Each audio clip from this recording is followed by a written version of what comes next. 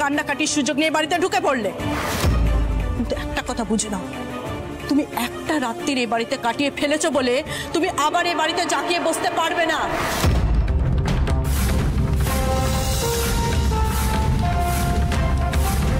আমি তো সেটা হতে দেব না। তোমাকে এই বাড়ির থেকে বেরোতেই হবে। এই বাড়িতে তো তুমি থাকতে পারবে না, আমি থাকতে দেব না।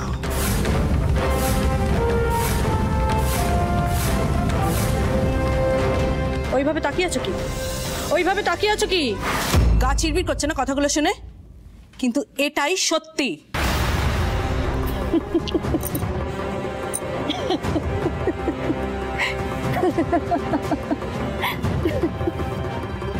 হাসছো কি? মাথা টাথা খারাপ হয়ে গেছে নাকি? হাসার মতো তো কিছু বলিনি আমি। তুই একই কথা বলে চলেছিস। দেখ, ওই যখন আগেকার দিনে ওই রেকর্ড ভেঙে যেত, ফেটে যেত, তখন ওই যেই জায়গাটায় যেই শব্দে আটকে যেত, তুই কিন্তু সেই একই জায়গায় আটকে গেছিস। একই কথা বারবার বলে যাচ্ছিস। হাসবো না বল? দিদি ভাই, কি হচ্ছে নাকি ছোট বৌমা? একটা সামান্য ব্যাপার নিয়ে এরকম অশান্তি কেন করছো? কাউকে না কাউকে তো বলতে হবেই না মা, কারণ আপনারা তো মুখে কুলু পেটে রেখেছেন।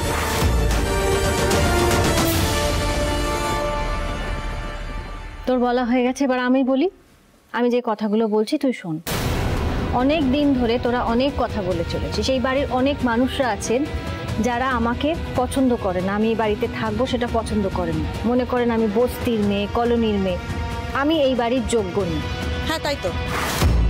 এইবারে এই যেই কথাগুলো বলেছিলি, সেটা যেই আলোকে বলেছিলি সেই আলো আর এই আলোর মধ্যে অনেক ফারাক আছে। আমি তোকে নিজে বলেছি, তখন আমি তোদের কথা ভেবে তোরা যা চাইতিস তাই করতাম। এখন শুধু আমি আমার কথা ভাবছি। আমি তোকে বলেছি, কাল রাতেই বলেছি, ঝলমল ঠিক হয়ে গেলে আমি এ বাড়ি ছেড়ে চলে যাব। ঘুম থেকে উঠে বোধহয় সেই কথাটা তোর মনে নেই। আবারও তোকে মনে করিয়ে দিচ্ছি, ঝলমল ঠিক হয়ে যাবে, আমি এই বাড়ি ছেড়ে চলে যাব। এই বাড়িতে আমি থাকবো।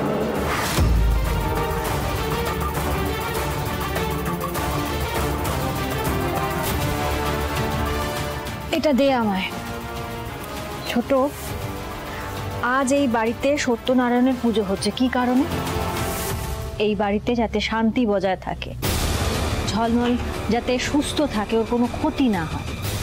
ওর সুস্থতা কামনার পথে তুই বাধা হয়ে দাঁড়াস না, তাই আমার কাজটা আমাকে করতে দে।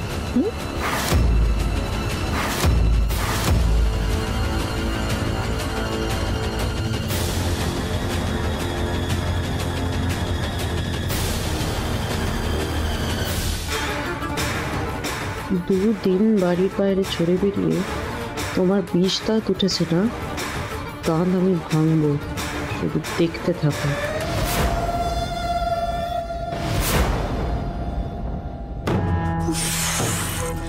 দেখ, কিচ্ছু লাভ হলো না। সেবার কি করবি? কিছু তো একটা করতে হবে, আর করবো।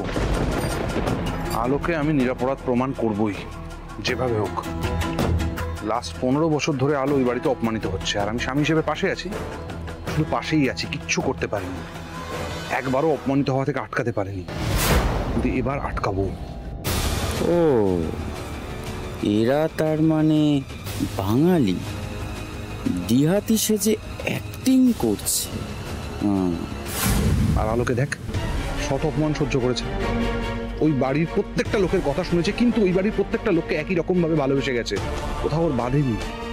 ভালোবাসাটা একই রকম দিয়েছে, ও কর্তব্যটা একই রকম ভাবে করেছে। আমাকে না প্রমাণটা জোগাড় করতেই হবে, জানিস তো, যে আলো চুরিটা করেনি। তারপর সেই প্রমাণটা নিয়ে গিয়ে বাবা, ঋষি, মেহুলি ওদের মুখের উপর আমি ছুঁড়ে মারতে চাই।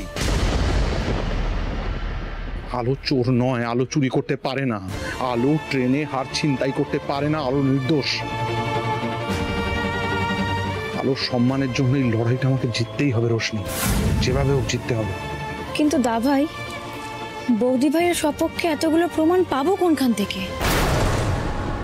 তা প্রমাণ পাওয়ার জন্য কি সাহায্য লাগবে আপনাদের?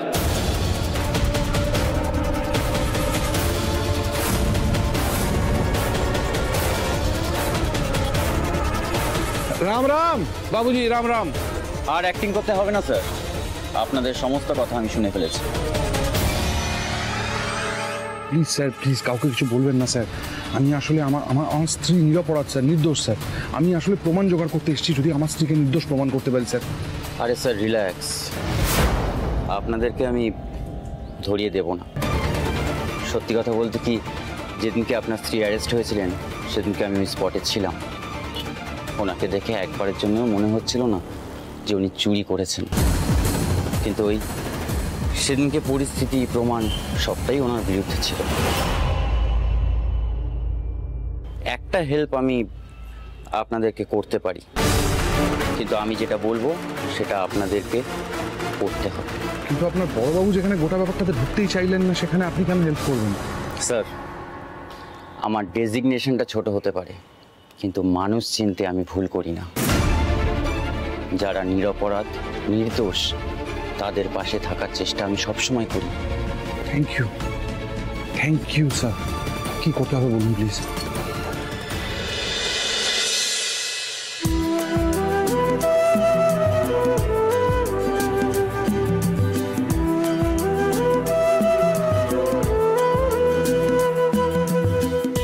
রাইমা, বলছি ঠাকুর মশাই আসার সময় হয়ে গেছে, একবার চট করে দেখিনি। হ্যাঁ, চোখ বুলিনি, সব ঠিক আছে কিনা।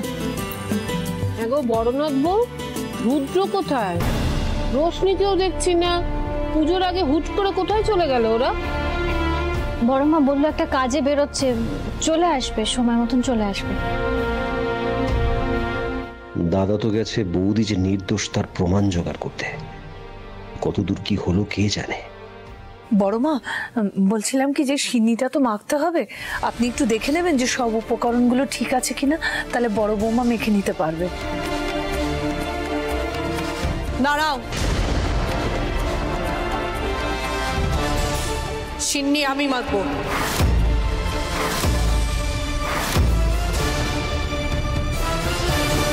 আমার ছেলের জন্য পুজো, সিন্নি আমি মাখবো, অন্য কেউ মাখবে না। তুমি কি পারবে ছোট বৌমা? সিন্নি কিন্তু সত্যনারায়ণ পুজোর প্রধান নৈবেদ্য, কোনো ভুলচুক হয়ে গেলে কিন্তু খুব মুশকিল। আপনি থামবেন, আগে দেখুন না মাখতে পারি কিনা, তারপর না এত কথা বলবেন। ওঠো, ওঠো না।